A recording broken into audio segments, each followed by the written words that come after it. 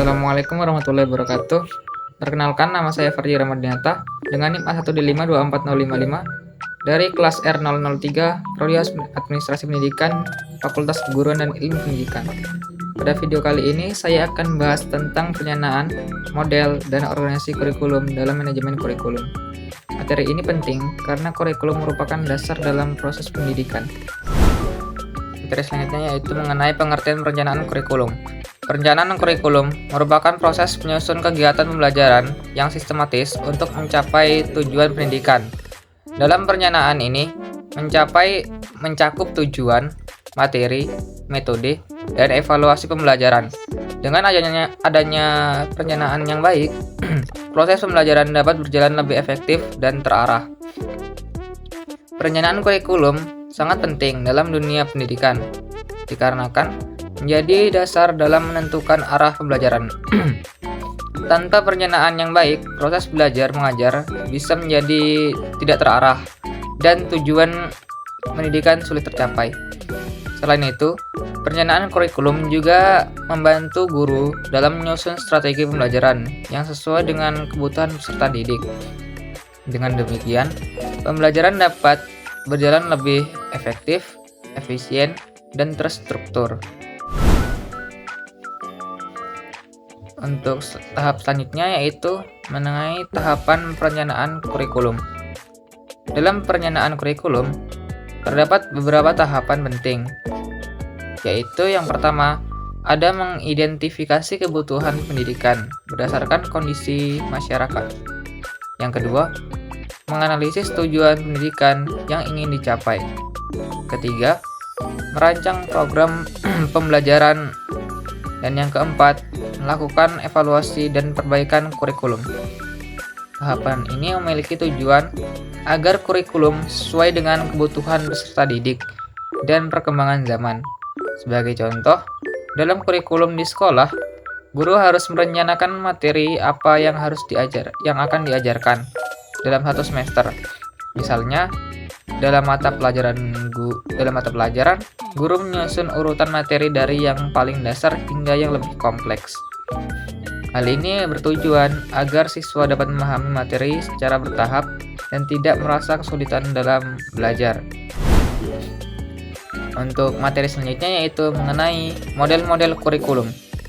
Yang pertama, model Taylor.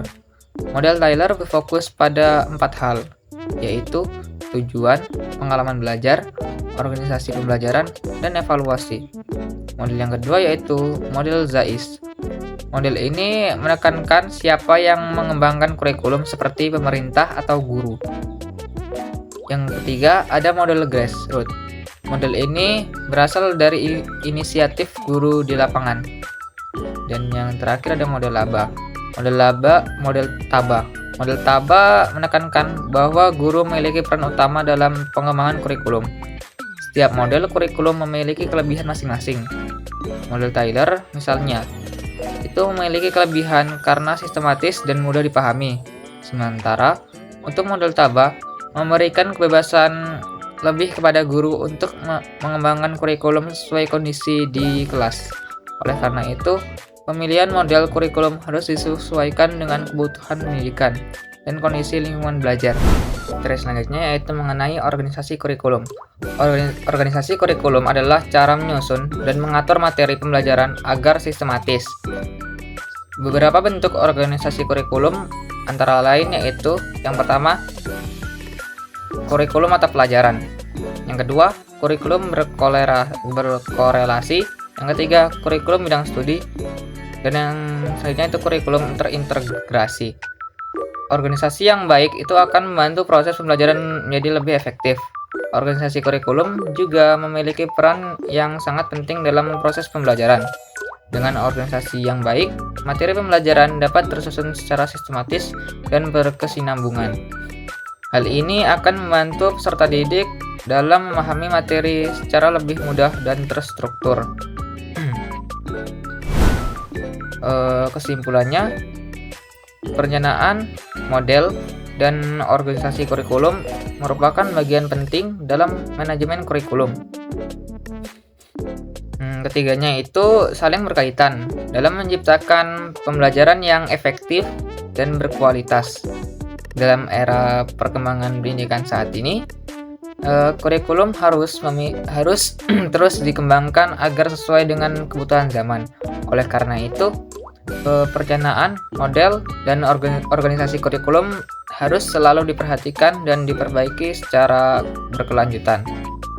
Dengan kurikulum yang baik diharapkan dapat menciptakan generasi yang berkualitas dan siap menghadapi tantangan di masa depan.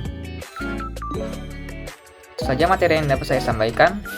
Kurang lebihnya saya mohon maaf. Saya akhiri. Wassalamualaikum warahmatullahi wabarakatuh.